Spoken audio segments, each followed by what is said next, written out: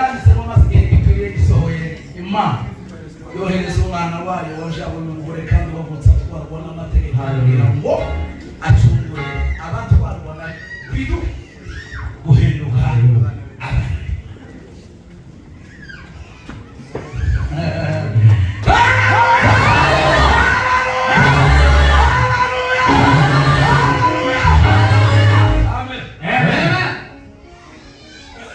Hari ubushuhe bwinshi ndabizi, bafite abamama, bafite abana, tugire gusa kubabohora baba wese kose abana batinya ubushuhe cyane. Rero reka shimira Imana kubw'abashumba amatorero yacu ane yatekereje ko tubana nabo mu giterane. Njyewe ndi gutangara cyane n'umva utumva bakamutegura bakamuhamagara umunota wa nyuma ngo tubigire ese ibyo bitaba bikunze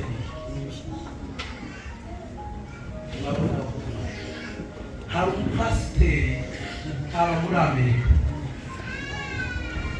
umwana yarapfuye mu gitondo ngo apfe, umugore barabona none tugiye baravuga ati none icyo turi bukore tituvuze induru, none niye nituvuze induru ikanisa yose rirazamo tituzaba tugisitase, none twororose umwana tukige tuje mu materaniro, nidusohoka amateraniro tugaruke, nidushikamo umuntu ubone kuvuza mu ijuru noneho abantu babone kuvuga abantu ariko tuvuye mu materaniro. Niko ubonye ati barumvikana bamara gushika barasenga, pasiteri niwe wari uri kuri gahunda yo kubwiriza, arabwiriza ararangiza, namare kurangiza barasohoka ntiyari umuntu babibwira ngo bagere mu nzu bahura n'umwana hasi ari kwaki.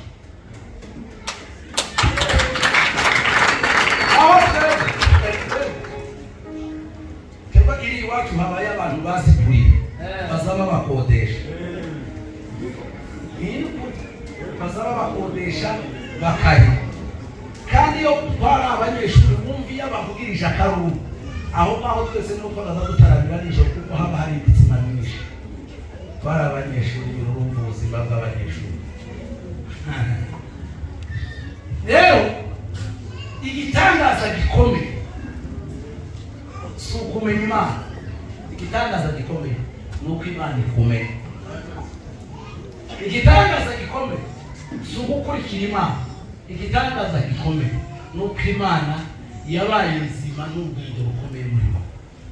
Izihamagara abakomeye, izikomeza abo yahamagara.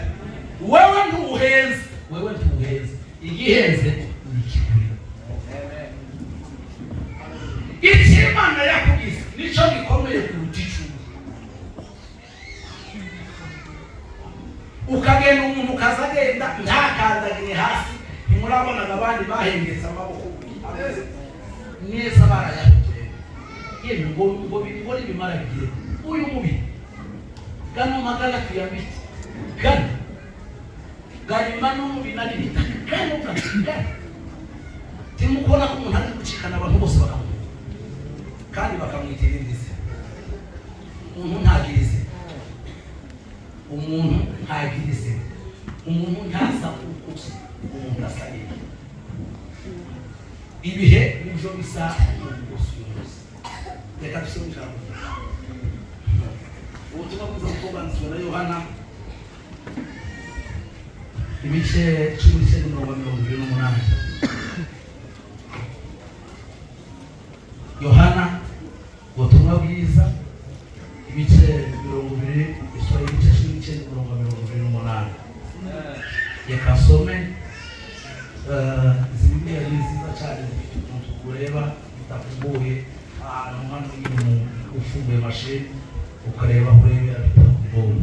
Usome mu izina rya Yesu. Hanyuma y'ibyo Yesu amenye yuko noneho byose birangiye, agira ngo ibyanditswe bisohore rwose, niko kuvuga ati mfite inyota. Hari hateretse ikibindi cyuzuyemo vino isharira, nuko benda spongo yuzuye iyo vino isharira bayishyira ku rubingo barayisomesha. Yesu amaze gusoma iyo vino aravuga ati birarangiye. 29 gasubire. Hari hateretse ikibindi inzo vino ishari nuko Siporo yuzuye iyo vino isarira bashira ku rubingo barayimusomesha. Yesu amaze gusoma iyo vino aravuga ati birarangiye. Amen. Tugiye kuvugana namwe ngo birarangiye. Birarangiye. Ibintu uri mu gucamo birarangiye. Intambara uri mu guhura nazo zararangiye. Ibibazo wikore byararangiye. Reka mvugane namwe umwanya muto. Ibintu birindwi Yesu yarangije ku musaraba. Sinzi ubona umwanya wo kubisobanura byose, ahubwo ndabyihutamo kugira ngo nze umwanya w'ubuhimbi. Ndumva ariko birugende. Turaza gutaramana namwe nimugoroba, baza kubona umwanya, abatabona umwanya mwiruhuki bakaza babasumbuye bose, batabona umwanya mu muryango, batabona umwanya mu isura, nta kibazo. Buriya rero hano tuzagufasha uwaje hano, mwe tuzadukubitiramo umugani wanyu niwe biza bisubizo. Ariko wowe utaje ugende, numara gushika warike na gaze, amakara yarashize ntakibaho, inkwi zarabuze ntizikibaho, ni ugufungura gusa. Numara gufungura ushira agasafuriya kogeje neza, akatari n'ibiko, isafuriya yogeje neza n'umwuko wogeje neza wumutse. Numara gucumba utereka umutsima ku meza, isahani itarishongonoka amazi, icishijemo agatambaro. Uko biba bimeze. Abagabo bakunda isuku cyane, sinabibwira n'abagabo bakunda. Numara utereke ku meza, numara uvuge ngo bon appétit cyangwa karibu. Nurangiza bafungure, umugabo atazafungura umugore yasohotse hanze, uzumwicaye mu bana akaba ngo ukeneye akabanga kakazana, keneye utuza akatuzana, keneye akakayaza. Umugabo ufungura umugore ibiri hanze oya, kandi noneho nyine zarahindutse gusana.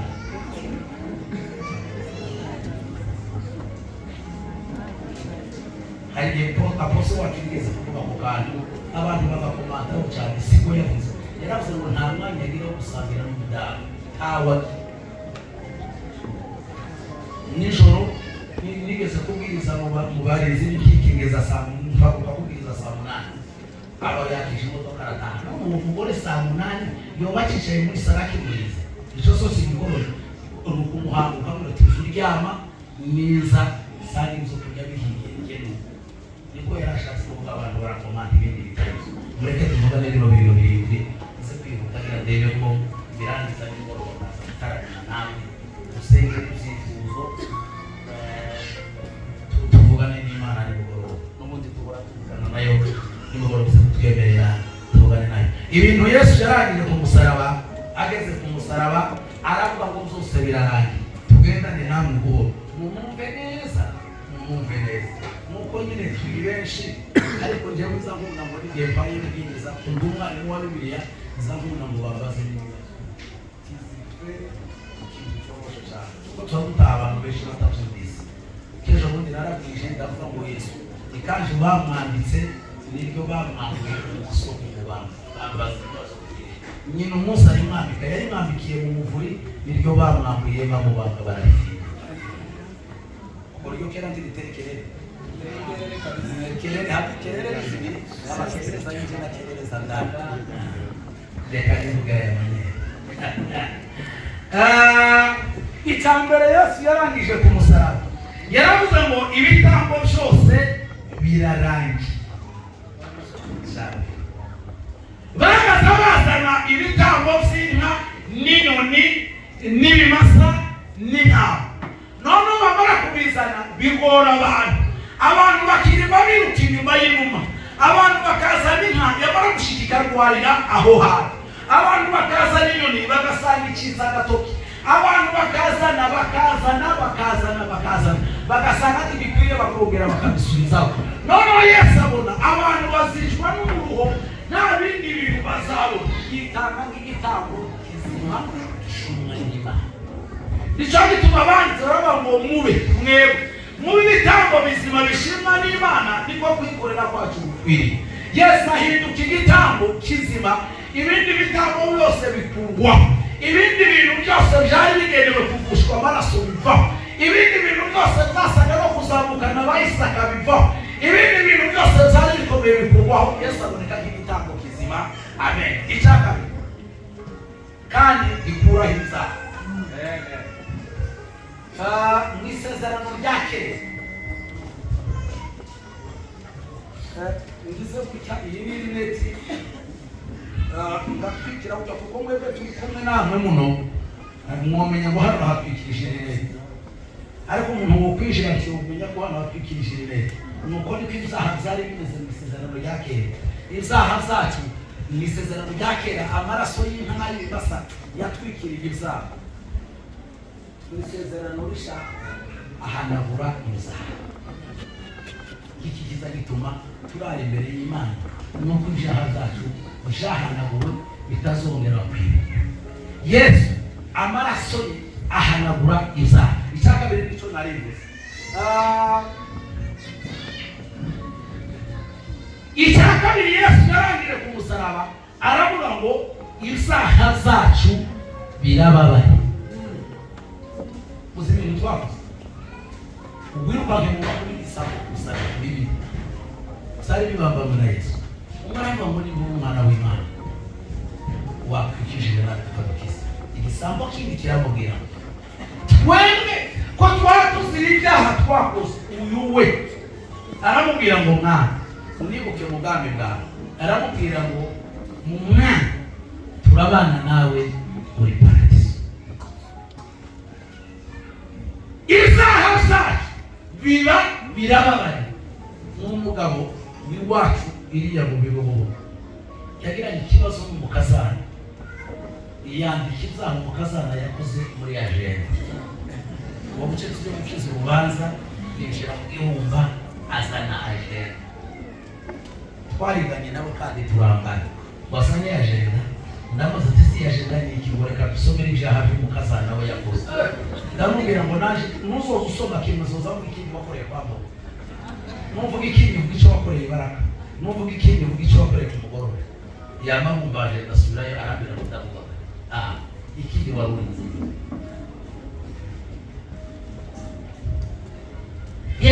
Abantu nibazoza bakora ibyaha. Ibyaha byabereye mu Rurambo, tugere muri Kenya, umuntu yamarizinga ya neza, umuntu nazaza kuvuga ngo ariko kuribuka iyo mitima, izo nyama ni nyama bwoko ki? Ni izihe nyama ziri mu mitima yanyu zishobora gutekereza amakuru yo mu Rwemba, amakuru yo mu Rurambo, amakuru yo mu Kinyoni, amakuru yo mu Minembwe, ikintu umuntu yakoreye iriya ngo kiracyazingazinze ku mutima wawe? Kubera ko utobabaye, ni kubera iki utababaye? Niba Yesu yarababariye ibyaha byacu, ni ukubera iki twebwe tudashobora kubabara? Ubacire mugenzi wawe urubanza kugira ngo nawe utazarucira, ahubwo wishimire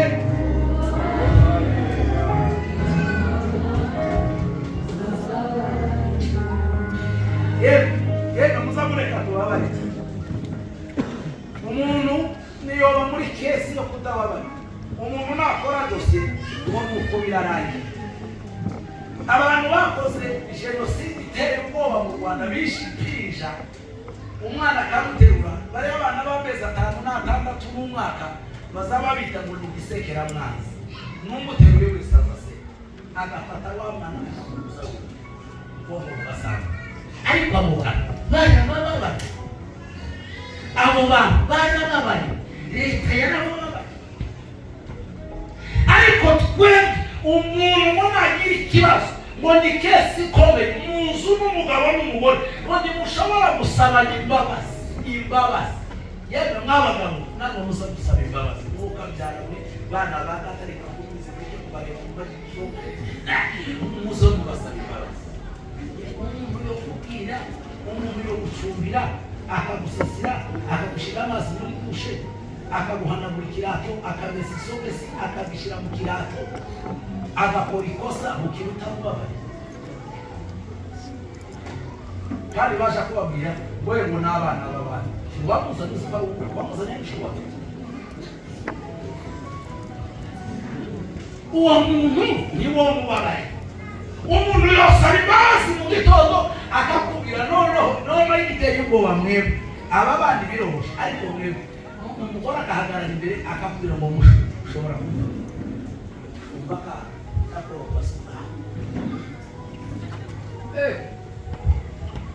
mureke tubabarirane, mureke nimba Yesu iki kintu Yesu yaragikoze Imana ibabere kugira ngo nimba iki kintu Yesu yakorera ku musaraba akatubabarira, twebwe tugomba kuzatwumva umuntu ataravuga ngo imbabazi ukazurira ko atangi ngo noneho ukamuteka kuvuga ngo uvuga icyo ushaka babarira ndakubabariye n'Imana yo mu ijuru ikababarire umwuka tukazunavuga ngo tubasubire nashaka zose umwuka w'Imana gutegeka tukazuba ngo tubasubire si umuntu uzazozwa n'ikigusubira nasubira uzomubabarire Imana ariko muzi amakosa twakiyemo muzi ibyaha twakoze ariko abantu bananiwe kubabarira.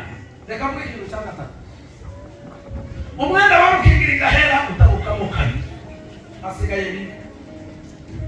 Umwenda wari ukingirije ahera utabukamo kabiri, narabuze rya joro bawudoze imyaka 100, wa mwenda bawudoze imyaka 300, uruzu ngo wuzure bawushira hano, bawuterura hari agahagarara abahungu 15 hano 15, bakawuterura berekeye umugongo werekeye mu ihema ry'ibonaniro bakawutera. Umutanzi yari yambaye umwenda witwa Naivere, hano mu gituza hari amabuye 18, akinjira rimwe mu mwaka bakamuhambira umugozi hano mu nda, bamara bakawusigarana hanze, bamara bakanyeganyeza hano hasi hari icunga na komamanga bakabinyeganyeza kugira ngo bumve umutanzi ko ari muzima. Umutanzi yaba yiziranye ibyaha agapfa, nicyo gituma ikintu Yesu yarangije wa mwenda wari ukingirije ahera yaramanutse, imbaraga zimanuka mu ijuru ziwusaturamo cyane, twese tuba tubonye uburenganzira bwo kwinjira ahera. Wa mwenda wari ukingirije ahera, umwenda wadozwe imyaka 300 ugaterurwa n'abasore 30, bakawuterura berekeyeyo batareba mu ihema ry'ibonaniro.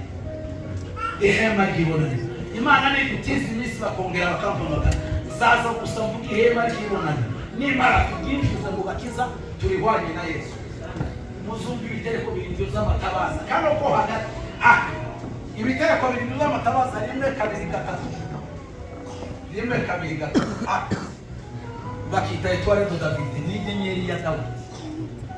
Ibitereko by'amatabaza hari n'ibitereko by'amatabaza hari isanduka y'isezerano, kandi igihe bagiye batwaye isanduka y'isezerano, mu isanduka y'isezerano harimo ibintu bigera kuri 2, ariko ikintu cyari gikomeye cyari mu isanduka y'isezerano harimo amagufa ya Yosefu. Bibiliya ivuga amagufa ya Yosefu niyo yaraza amasezerano ya Israel. Babaje kugenda barabona ngo asiga isanduka y'isezerano izaje imbere yacu bituyobora, kuko Yosefu niwe wamuza amasezerano ya Israel. Muzashiramo amagufa ya Yosefu muyasure tuyajane tuje mu gihugu cy'amasezerano. Barasura amagufa ya Yosefu bashyira mu isanduka y'isezerano, barayashana bafasha mu gihugu cy'isezerano. Icyo nari mvuze ni umwenda wari ukingirije ahera utabukamo kabiri, abantu bose babona uburenganzira bwo kwinjira ahera. Umugore yosuka mu rukerera agasenga, umugore yotanga uruhimbi, umugore yoba bishop, umugore yoba apostle. Bafoye ibibara yari mu apostle ukomeye. Bari byabara abakozi b'Imana, ari byatangiye kuba mu diakoni. Kibazo gusa nuko mutari mu gutangira muze zo hasi mu muzamuke mu gitondo gusa kuva ngo babusenge kwa pastor utarabaye mu diakoni, utarabaye mu mukuru w'abayini. Ibintu zabitwanga Rwanda. Igituma urusengero rw'i Yerusalemu rwari rufite ibiti bikaviyopa bikaza zagaza niza bigatibuka mu nimero yawe. Igiti kikabagatukiye gifite nimero bagitera kikamacuzura mu nimero yawe. Nari ubu nyine abantu bagihagaze mu nimero zaho barasitaye. Mbese tibo mukora ku numero 10 ngo ashobore gukira tiyoba nyine uburyo mwakwaye uzabaza gusezerera tituzu zambara intumwa.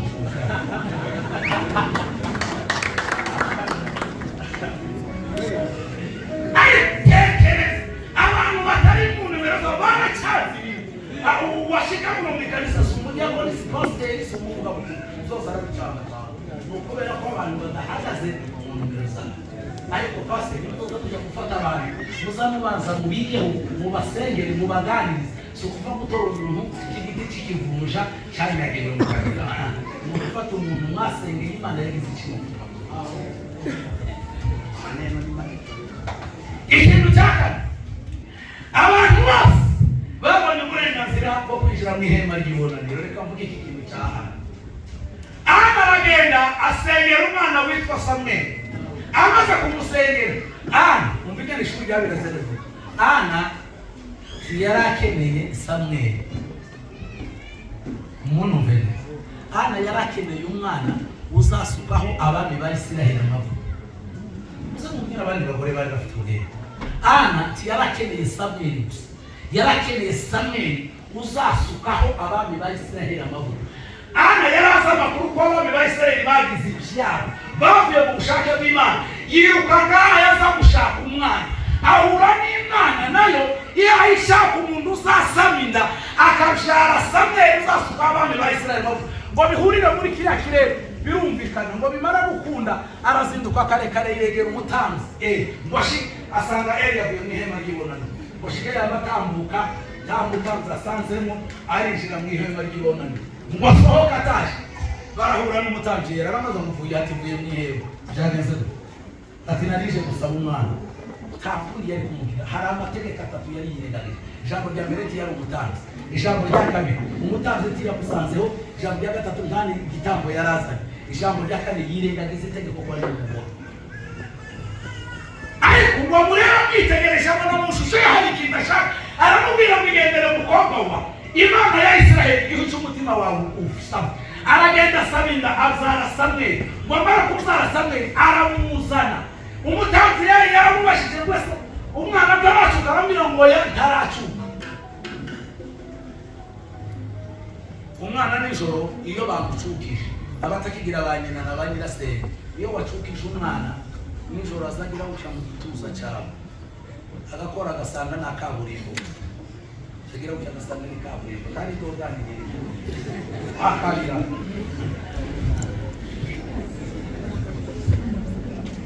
Aramubwira ngo umwana azamura, aramubwira ngo yazamuzana yacutse yamaze guhera ibera atazamugora. Umunsi yamuzanye ariko uyu mugore ye amuzana n'ibimasa birindwi. Mwebwe muri kuja kuba ari kumwana ukaba ngo twari twatekereje ngo hari turo utuzurizana ikaba ari genda ndazaye. Mugomba kurenga hano uzanye umwana waratwita amezi 9 ukabyara ukagira umugisha wo gukike wamara ukaza ntabero kuri n'igihugu cya 500. Azamukana Samweli amushanisha imbere yawe washikara amubwira ngo uyu ni wa mwana nasengeye none ndamushikije akira ngibi ni bimasa birindwi byituro ry'ishimwe uko ndatariye. N'umugabo ari muri Isiraheli sinzi sindakurikira amakuru niko kuko barahindutse yitwa Samweli w'Umunyamerika yagiye gusenga nawe nta mwana bagiraga. Araza n'umugore basengera ishimwe wamara gushika ngo basubireyo abyara umwana w'umuhungu amwita Samweli. Araza amugurira parcelle ishimwe. Ni pasiteri afite ikarisa nziza cyane narisengeyemo umwanya mutoya rimeze ubwato niko yari kirani. Uwo muhungu azakora ubukwe muri mwaka 2016. Twari tuzi wenda 2026 twari tuzi wenda ngo nitugerayo tuzamenya orere y'ubukwe nuko nyine tuzotwika amafaranga tuzataho. None ni nisi mwebwe tumuri kuzigura za moto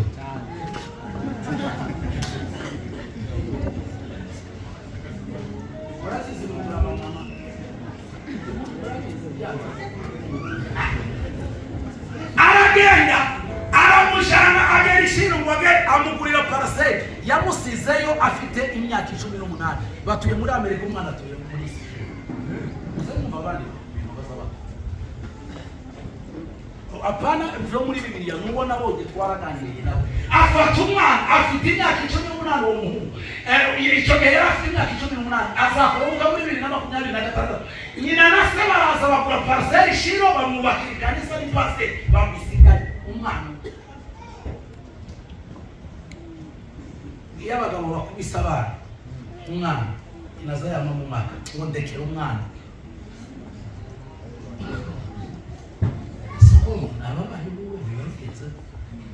ndekera umwana maje ubaguye kisi uyu wakigeze kubita ariko azamubwira yakoze amakosa ngo so ahataye murabona ariko uramuzi uramumenye impuzu se akamubwira amakuru ya wa mwana se akamutora kusapfa kumagukora ndekera umwana maje umvaka iyo umugore yakubwiye gutyo akabwira umwana akavuga muri kumwe n'umwana ugahakuza uhamagara umwana numara umwegera umugeni ngo genda hari iruhande rwa mama bipfukame umusaba imbabazi nawe ntukabe mayi imbere y'umwana baba bakurusha ubwenge ukabwira ngo pfukame imbere ya mama umusaba imbabazi nigashira wowe ugiye guhinga urase ni umurima kuratinda ukamwisaba imbabazi n'ukuba kubabarira niwo mutima ukamuzimba muri kuba uzokubitaho imana yakoze niba mara bavuga ngo wici umwana dose ya kera y'ibiti bizaba zikubaho baba bakuva muri murandasi iki kintu cyarantangaje mu buzima umwana abantu bose babona uburenganzira bwo kwinjira icyatumye amaririmbuka kwinjira muri Yesu kibona reka mvuge ikintu cya gatanu icyari cyaramuzanye arabanguta gishoje nicyo navuze nimugoroba Yesu amaze kuzuka yamanutse ziriya za kuzimu zose azutse birizi bamazukana amaraso ku gikumu ayashyitse imbere ya se aramubwira ngo da akazi wampaye ndagashoje icyo bwasobanuraga ariya maraso ku gikumu bwasobanura ko Yesu yatsinze urubanza rw'umutanzi mukuru azana amaraso ayafite ku gikumu abwira se ngo akazi wampaye ndagashoje iri jambo riri muri byose birarangiye ubutanzi bwose n'ibintu bizakora ndabirangije isaba mubwira ngo icyari buryo bwanje uruhuke dutegereze kuzagaruka umurinzi araririmba aravuga ngo aje kwimana nawe no gukiza itorero niba uzajyambika ubwiza budashira aravuga ngo ntutinye mukumbi muto ukundwa n'Imana so umusaraba wa Yesu niyo bendera yawe aba mwisi nibatwanga biduhesha umugisha kuko urukundo no kwizera bose kibazagukundaga ntituramata gute bose bo gukundira iki amakuru yawe bazayavuga ni nayo utakoze bayavuge abarundi bazavuga ngo mukurementanye barementanye n'ibindi babifaburike babikundeho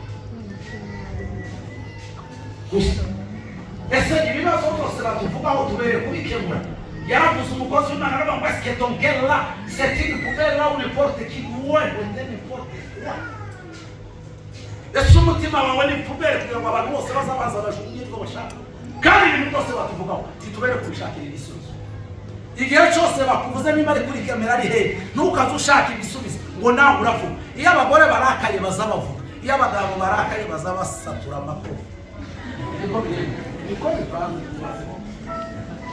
baba twabanaga nawe muri mu bebe yarakaraga yarasohoka mu gitondo agakenera igikwembe kimwe akavugira hanze abagore bose niyo miremire yabo iyo umugore yarakaye azaho iyo abagabo nabo barakaye bazakunda ngo bahurutura amakuru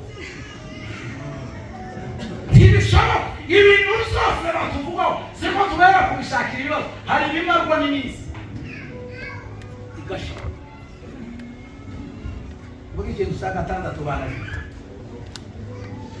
umuntu yuzwe n'Imana iteka ryose umuntu yuzwe n'Imana iteka ryose bagashusha amazi agashira bakazana ifu bagashiramo bamara bagashira bakazana umutsima bakawushyira ku isahani bakawubwira ngo dutandukanyirize amazi n'ifu uwo bishobora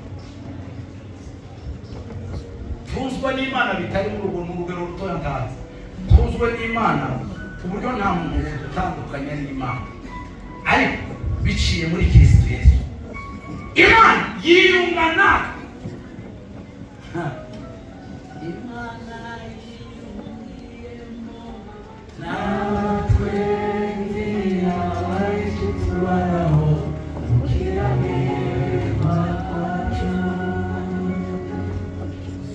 Imana yiyunga amugisha urupfu rw'umwana w'ikinege, abona nta kindi kintu cyo kunga. Igihe Imana yabwiye Nowa ngo abazi inkuge mu giti cyitwa goferi, yaramubwiye ngo aha hantu uzoza uhashira ubushishi amazi ntakinjire mu nkuge. Umurinzi yaravuga ngo maze amazi aterura ya nkuge iremba kuri wa musu. Araba bicaye mu nkuge bafitemo amahoro kugeza igihe bazasohokera. Abicaye muri Yesu dufitemo amahoro kugeza igihe Imana izavuga tukinjira mu bwami bw'Imana. None natwe dufite ako gakiza, dufite iyo nkuge n'agakiza twahawe na Yesu. Aramubwira ngo baze. Abantu bazaba ngo ni historike. Narazamutse ku musozi Ararati ndarenga neza, n'agasate gasigaye kangana gatoya bayikozeho igihe kirekire yarashize. N'agasate gatoya nararenze muri Ararati sanga bagashize muri mize barakabitse.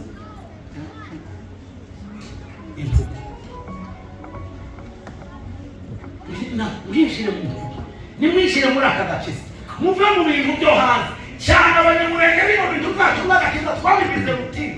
Ibizaha zacu bikorerwamo, ibintu byose bikorerwamo, ibindi byose bikorerwamo. Njyewe nzamaze n'ejo bundi nariko mbaza mu itorero iwacu ndavuga se muzamwihanira Yesu mwebwe muzamwiregera muzamwiregura uko mwitunganije. Hari umugore wavuganye n'umugabo mu gitondo bagiye kuza, njyewe twavuganye twari mu cyumba twari turakira imbonera mu rufunguzo ndavuga ngo Yesu umwana ibera areke kurira tubanze twitungana. Kandi ubona azanyekere umuhereze bakumira asohoka abe mu kintu aracyafira mezani tumusora abe mu kintu cyumba twitunganye. Tumara kwitunganya ubone guhamagaza umwana wawe ikijumwe guhera n'akazi no kuzaniga. Hari ikintu ubona kitaragenze neza, ati kitagenze neza sawa mbabari wowe ibiti, ati naje hari bitaragenze neza nawe ndakuba bari gende wegera ubuhimbi n'umutima w'umwe amadodani gusinda ngoye ngo tuvuga yarakuye umugabo wacu kuviye bazana pasiteri Hekima ngo yirege biramunanira, bazana nzabimesha ngo yirege biramunanira, akazaba ngo hari ikintu gisigaye yewe kivuga ngo kanyava mu mboni kandi kumva imodoka ya rugo wamara nakika. Iyo yagiye sinkazi nzabimenyera iriya tugezeho. Tukaza ku munsi w'uruhimbi udakiranuye ibintu n'umugore n'abana n'akazi nimo mbazaniga kugira ngo abana tubakoze amakosa atariho. Isahani zimereka ikamyo ngo parara wavuze ati bigenzemo ngo sinzi ukuntu bigenze byari bigenzemo. Ngombwa ngo tuze twera so dusaba Imana imbabazi, dufata umwanya wo kwaka Imana imbabazi, dufata umwanya wo gusaba Imana imbabazi. Abantu aba bashumba ababundi bo basaba imbabazi, ababo nyine baza bicarana bagira inteko yabo baze bahuramo bumva birakise cyane. Bahamagara Jodi uhurira hano kuri rero tukicarana nkamera Jodi byagenze kujya mu cyaro byaba byanze gahamagara pasaramu namwira ati ngize iminsi narahwereye nadishaka kuturi ngabo reka nivize. Bibiliya isobanura kwirega n'ukuruka ukaruka ukavomisa bikava mpana kuza kwifugira ku burimiro. N'umukecuru wiriya ruguru mu Gahwere umukwe yaramuhamagaye Burundi ati mumpeze mukecuru tuvugane yama ngo arabanza yuhagira avuye mu muriro ati sinovugana n'umuntu ubwo yakogira ngo nibo bavugana ngo ari kwaramubona yama yanga maze mureke yuhagire ngo kuvugana nawe ati taha yakubona nk'umuze abantu tabundi nababwiye bavuze ngo yuri indege yamana utacha agishe mu Rwanda araba mu biyo cyumba ubwo ni haba mutibuca hejuru.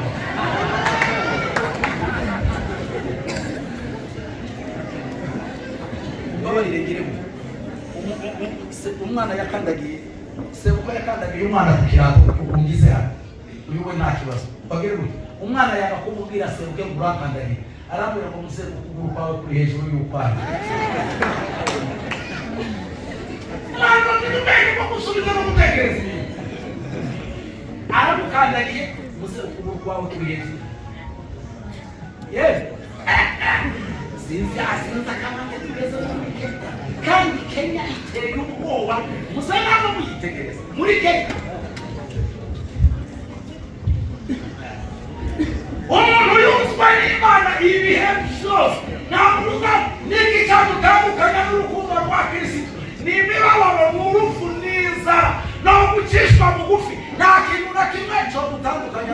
rwa Kristo.